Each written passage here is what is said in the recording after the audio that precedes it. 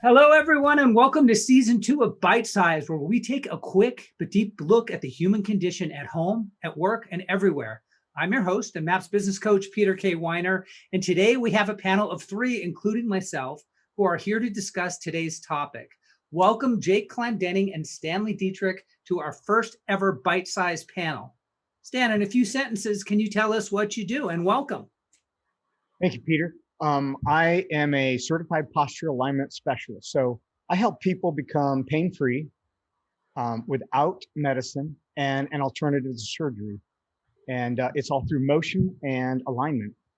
Fantastic. And I've worked with Stan before, and he's really helped me with my posture. Luckily, I don't have any pain issues, but it's amazing how fast the work he does, how effective it is, and how quickly. And Jake, talk to us, buddy.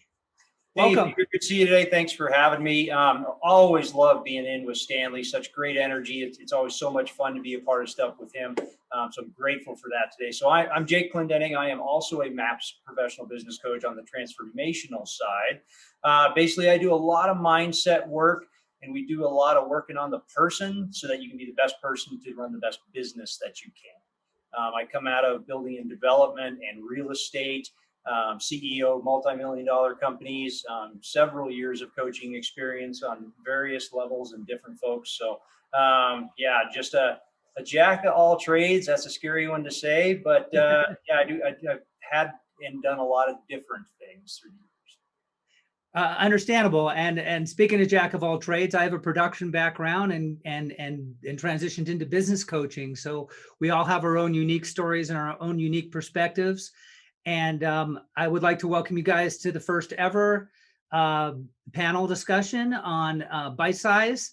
And today, I'm going to run a snippet. It's about three and a half minutes on autonomy, which is generally when I come up with these ideas, it's based on experiences that I'm having. So when I made this video about 2 months ago, I was staying at somebody else's house. I was living by their rules, and I was trying to have my life within the boundaries of their home. So I was inspired to have this be the subject. Very much what was going on with me at the time, physically and mentally. And I know we've all had our own experience with this, and perhaps it means something a little different for everyone. And I'm going to roll it. Most of us are used to a certain degree of freedom. And part of that sense of freedom comes from ownership of our space. So what happens when we find ourselves in someone else's home, playing by someone else's rules, setting our schedule by someone else's clock? We are all territorial creatures and need to feel in control of our space and our things. So before you succumb to the overwhelming sensation of being trapped, establish where your space is and organize. Put everything in a logical and accessible spot. If possible, include your gracious host in the process, and you may get a lot further than you expected. Transistorize your world. The less space you need, the less confined you'll feel. Don't compare your new space to your old. Focus on your immediate needs.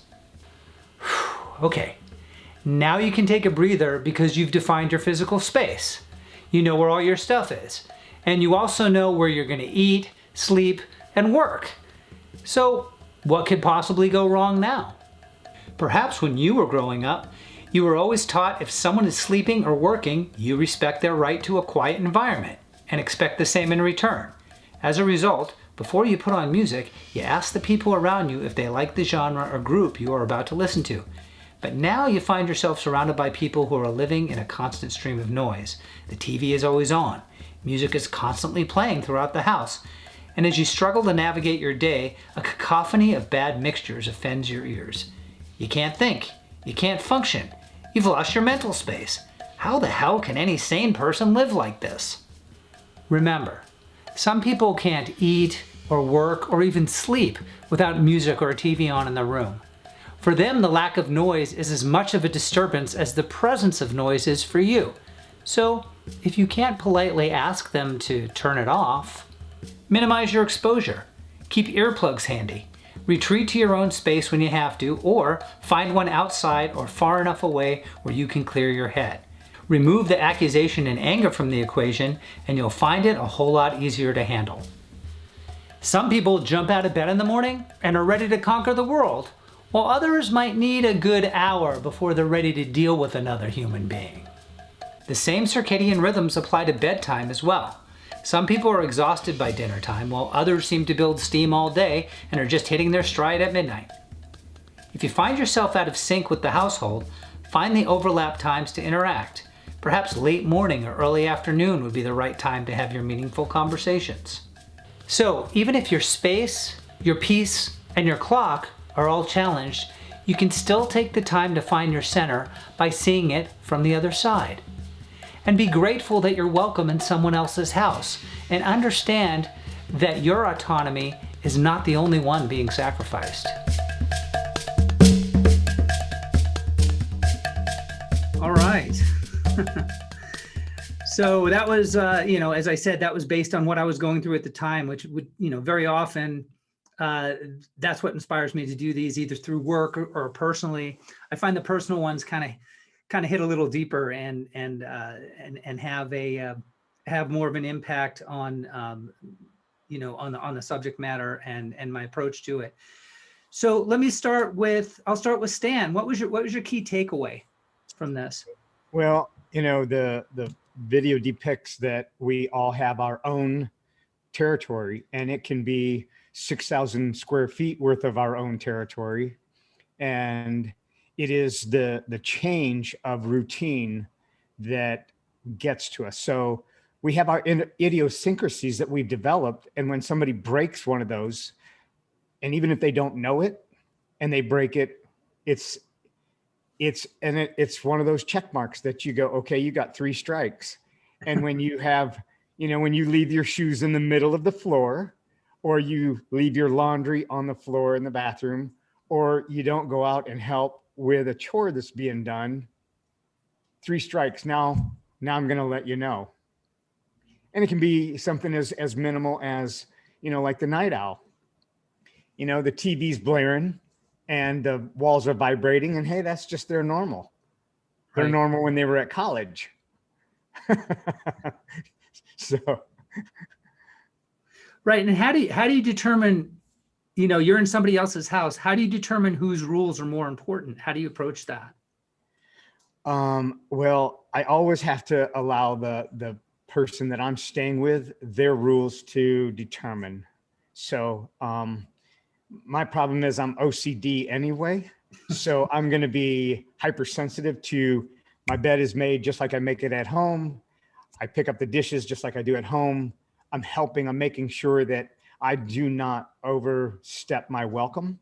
And I make sure that there's an invitation when I leave. That's just something that I learned, I grew up with. And, I never lived with anybody, and there was a reason for that.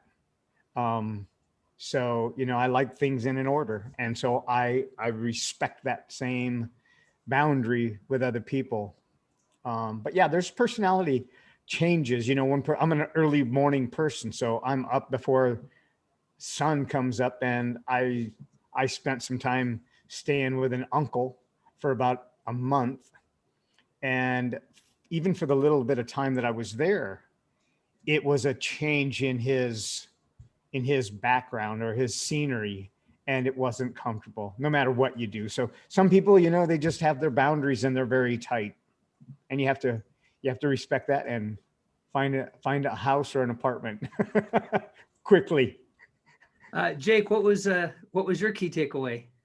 I totally agree with Stanley on that, and in the video as well. I guess for me, a lot of it spoke to mutual expectations of where we are if we're staying with somebody else. If we're staying at a hotel, that's a different set of rules, right? You're a little bit more free to be who you are. And the restriction of staying with someone else in their space, we think that that's true because we're a guest in their home. So suddenly we don't feel like we can ask that question. But really, what's the best question to ask? What's your schedule? How are things going to run? How are we going to best? Because some people are going to be like huge accommodators, right? They're just going to say, oh, whatever you want to do, whatever you want to do. But you can tell after a couple of days, man, they're just getting like fingernails on chalkboard. There's something going on. but we could have probably solved that with that initial conversation of just, setting those mutual expectations. To Stanley's point with his uncle, my wife and I are relatively tidy folks. I wouldn't say OCD. There's probably a CD in there somewhere. We're close. So when we've stayed at other folks' houses that may not be as tidy as we are, and out of a thought process of kindness, we're like, we're going to clean the house for them while they're not here. Man, wrong thing to do. They were comfortable in their space. They were loving it. And they came home and they're like, what happened? Who vacuumed? Why would you do that? And it was like, because and I won't tell you who it is. They had a lot of dogs. I like dogs, but I like dogs on dogs, not the dog all over me. So we cleaned, man. We did it, and we're like, hey, that was really nice. Everything looked really good. And all of a sudden, it wasn't their space anymore. So we overstepped that line. And we could have solved that by just flat out saying, what's the expectation? Can we help you clean up? Can we do this? No, we like it the way it is. We would have known that. So just asking the question. Yeah, and both of you have really, really great takeaways from that. To sum up Stanley's takeaway, it's bring your habits with you, and no matter where you are, exercise that self-respect and respect for the people around you. And Jake, you brought up the point of establishing the communication right from the beginning, so you don't end up cleaning someone's house who's not going to appreciate it or even kick you out as a result. So yeah, those are both excellent takeaways. So I'll start with Jake this time. What came up for you when you watched this that you didn't expect on the topic of autonomy? What was kind of a moment of freshness or newness for you? Nothing new in particular. I guess what I didn't expect out of it. I mean, you look at that and I think of autonomy a little bit differently versus my personal bubble, right? And how I'm going to continue, and I'm going to carry my bubble with me so that I keep running the same life that I have every day. Tough to do when we travel, tough to do when we move, right? We throw our exercise schedule off. We do weird things with our eating because our schedule gets messed up, and we do all those things. So really paying attention to, that bubble, right? Taking the bubble with us. All right, this is where my clock normally lives. This is where I plug my phone in. If it's even like in a hotel room, the setup's going to be different. We get that. But if you're used to your phone being not in the same room with you, yeah, that would drive me nuts. If I left my phone on vibrate and it was within the same room, yeah, I wouldn't be able to take that. That would drive me nuts. So I'd have to switch something to make sure that my bubble stayed in a similar way that I'm accustomed to. So that was an interesting thought process for me to think about. Stanley, same question. What came up for you that you didn't expect? Well, I definitely can agree and connect with what Jake said. The other thing was the timing. So our biological clock, okay, I get up when the sun comes up, and I make sure that I put the moon to bed. So I get by on little sleep. And so it is that make sure that the lights are out when if they're going to bed at 8 o'clock. Well, that's something that I have to consider. And, if they're a light sleeper, what is my routine going to do? And if I eat late, what is that going to do? So it's having that dynamic of boundaries, and just know that it should be a short period. There's a saying that if you want to ruin friendship, go on vacation together. And what happens is people let their guard down, that you see them, even if you spend a whole Sunday afternoon with them, you go on vacation with them and you stay in the same condo. Guess what? They may not pick up their socks every day. They may leave their ski boots laying all over the place. They may leave the unrinsed dishes, and you gotta navigate through that. So that's one of those things. Yeah, absolutely. Yeah, and for me, it was sound. And I brought that up, in this video. That's you don't realize how important quiet or noise is to you until it changes and until someone else is in control of it. And that's actually was the part. I was staying with a relative while I was on the East Coast while I was trying to sell my condo, which I ended up doing. But yeah, during that time, I just remember every day thinking, I'm just so used to having control of when it's quiet and when it's not, and how important that is. So that was really the surprise of the experience that came up for me. And having to deal with that and figure out, what do I do? Do I leave? Do I put in earbuds? Do I learn how to live with it? All those questions kind of came up. So, Stanley, where has autonomy, or the lack thereof, which is really what this is about, shown up for you or your clients? Between me and my clients, you know, I, I would, I don't know that I can do that because I do everything virtual. But I Right. do know that if somebody doesn't, like, I have people that will be on my call and they'll go, my gosh, your house is always clean. Everything is always in order. Well, it's in order in the area that you see. Don't judge yourself based on what you see in my area. So, I don't, and then I'll get people that will apologize for, they've got laundry sitting on the couch. And whether or not it's there the next time that I visit with them, that's not what I'm there for. And so just letting them know that, hey, this is your space. That's why this works. And if seeing something else looks like it might be a better option, then apply it. But I'm not going to impose that on a client. Now, when it comes to my son who lives with me, that's a different story. Mhm. You know. Well, let's hear that. Let's hear that story briefly. So briefly, he has his space, but his space continues to grow. And then when it grows, it's an irritation. And I let it be known. Like this morning, I went out and I shoveled and I snow blowed and it's 10 degrees out there. And, it's like, get out of bed. I'm out there for a couple hours. Come out and give me a hand. Unless you're going to live in an apartment where they groom your grass, shovel your snow, and do your laundry, you got a rude awakening coming. So it's just a, and he's out of college, so he's, but I have to also think that times are different.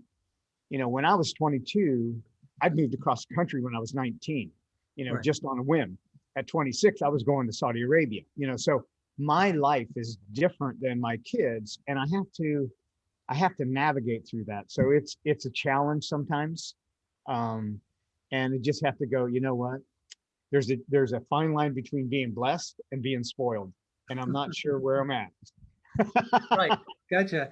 And and a lot of that has to do with communication, as Yeah. Jake was talking about earlier, and whose autonomy trumps the other, and how do you Jake put it in terms of bubbles, which I think is a good imagery for autonomy. It's our space. It's what we consider our world, and what we have control of. Um, and what you're talking about with your son is really coming up with the compromise of both of you being able to hang on to your bubbles as well as possible, respecting each other's space. Right. So, Jake, how has this come up for you, either personally or with your clients? In a couple different ways. And Stanley made a great observation there, right? We should probably quote it and like post it on Facebook somewhere. He said, don't judge yourself based on someone else's surroundings. Right? Absolutely. That was a really great observation. And I thought that totally applies to this video, and it applies to my clients, right?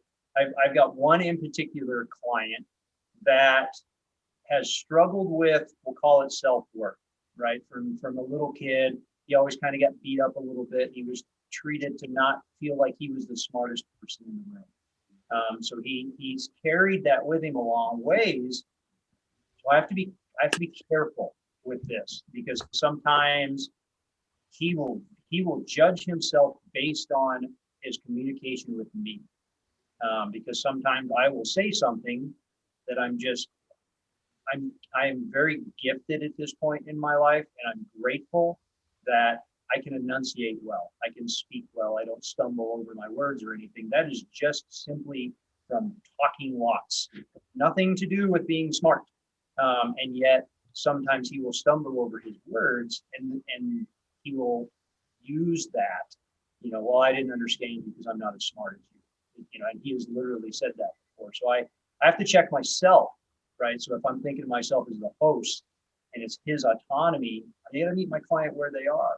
at the same time with that. So I need to dial back some of the bigger language I might use, right? If I'm going to use big words that just I happen to know them and they make me feel good, well, that might not make them feel really good. So it's a good gut check of, am I over speaking that? Am I overthinking that? Am I doing too much that's making them uncomfortable? And that brings up such an interesting point. Now, we're thinking about these bubbles of existence, and you bring up the whole idea of the language bubble and the vocabulary bubble.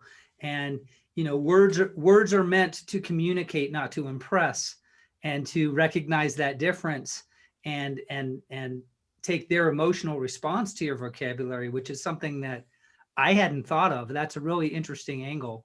I'm really glad you brought that up. Oh, yeah, that's where, as Stanley made that statement, it was like it just resonated with that particular client of, his safety and autonomy in her bubble in her head, right? Things are going on in here too. So that was that kind of, just carrying on the bubble concept. So Stanley, who do you think would benefit from watching this video that you know? Well, I want to say that not only coaches but coaching clients could benefit from this, because it gives them the ability to see the perspective from both sides, and it gives them that perspective without judgment. Just like Jake said, when there are two areas of fear, and one of them is judgment. And when we feel that we are judged, even if we can outperform what we're doing right now, if we feel like we're being judged, we walk into a room, or we walk onto a mat, or we walk into an arena, if we feel that we are being judged by either what we're wearing or by how we articulate our words, then we will not be who we are. And we will walk away feeling like we're already defeated, But I think the language thing that Jake brought up, we need to listen to understand, not listen to hear. And when we understand our audience, whether it's we're the coach or we're the coachee, what is it that is really being said, and how is it being said, and be effective. Yeah. So Jake, what if anything would you add to this snippet, to this bite size? I guess the only thing I would add is where we started is maybe, ask permission to have the conversation about setting those expectations. And it goes right to what Stanley was just talking about, right? Is that authenticity piece, both in language and how we show up. So like during this video, and I'm fortunate I know Peter, and we've spent a lot of time on calls together. So I know when something's bugging him there, so stuff will show across. Well, during that time, his autonomy was being compressed. Something was weird. So he wasn't authentically being himself. So he's from a physical space. It won't allow us to actually be who we are. From a mental space, to Stanley's point, we're not going to show up the way that we normally would. Actually, this has turned into a really fun conversation. Here's the expectation of I didn't think it was going to go where it's going to go.